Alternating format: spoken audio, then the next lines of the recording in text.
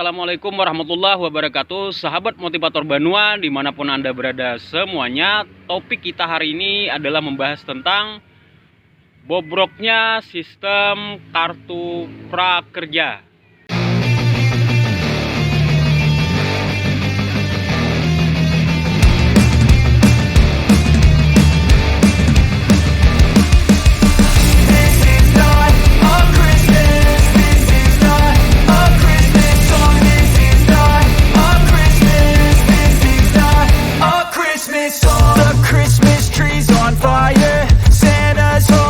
Sahabat Banua semuanya, kartu prakerja adalah merupakan salah satu program unggulan dari Pak Jokowi, bahkan sejak beliau pertama kali terpilih menjadi Presiden Republik Indonesia di 2014. Dan itu dari tahun ke tahun kita melihat semakin diperbaiki tentunya secara teknisnya.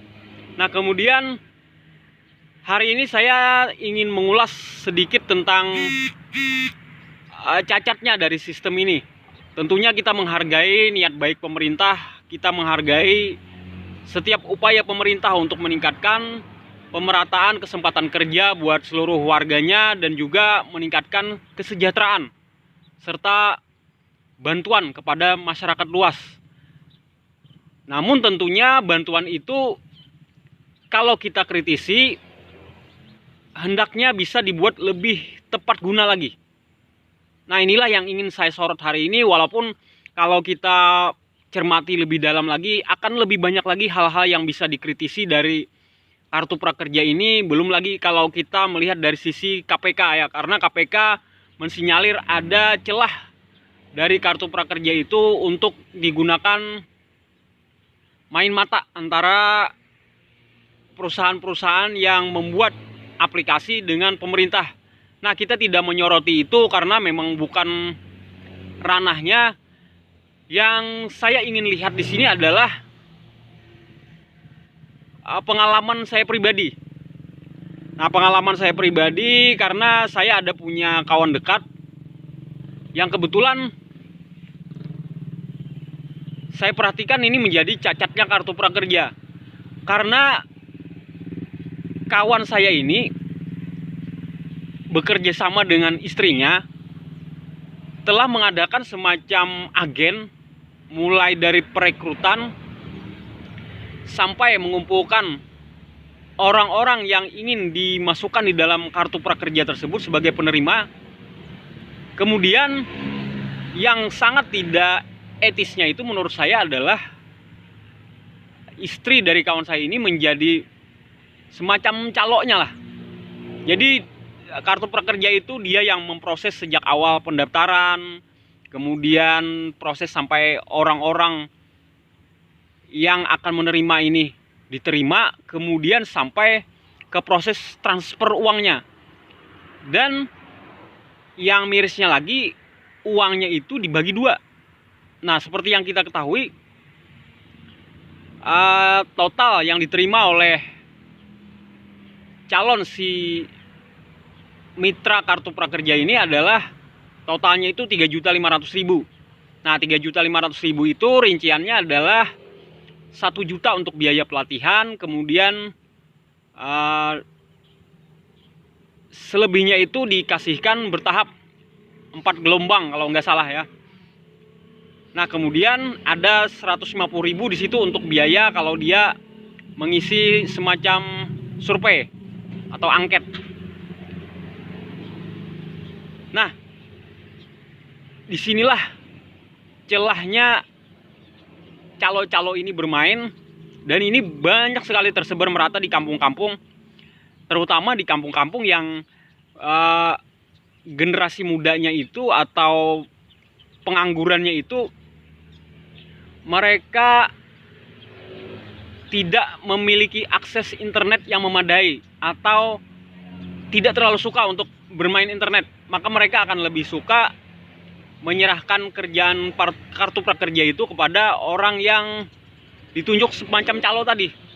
Nah, dengan imbalan mereka nanti uangnya itu akan dibagi dua, jadi 50-50. Jadi kalau terima satu periode itu 600.000, maka dibagi dua 300.000 untuk si penerima dan 300.000 untuk si calo tadi.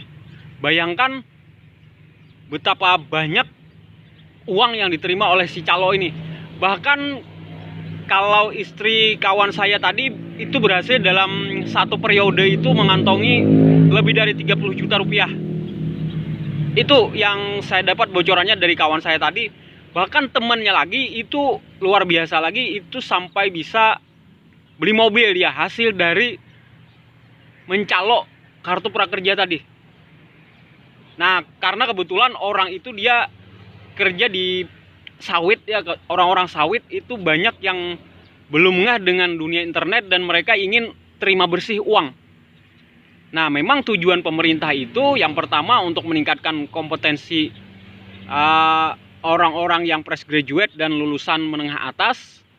Kemudian kedua juga ingin memberikan bantuan langsung kepada masyarakat dengan cara-cara yang lebih halus lah daripada sebelumnya langsung diberikan cuma-cuma seperti itu tanpa usaha. Nah, kalau ini masyarakat diharapkan mereka akan menerima imbalan dari hasil kerja mereka, yaitu mereka dilatih dulu.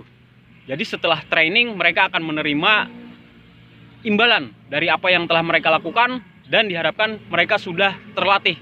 Seperti itu konsepnya.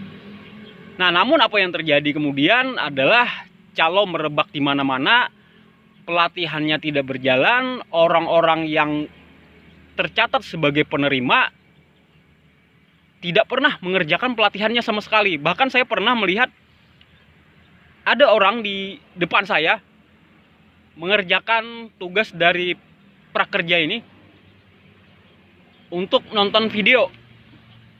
Nah, dia mengambil paket kuliner ya, pelatihan kuliner. Namun apa faktanya, orang ini buka video namun dia tidak pernah nonton.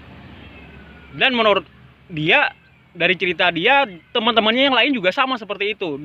Nah, jadi itu fakta yang saya temukan di lapangan, bahwa videonya juga tidak ditonton, tugasnya tidak dikerjakan, yang mengerjakan malah calo.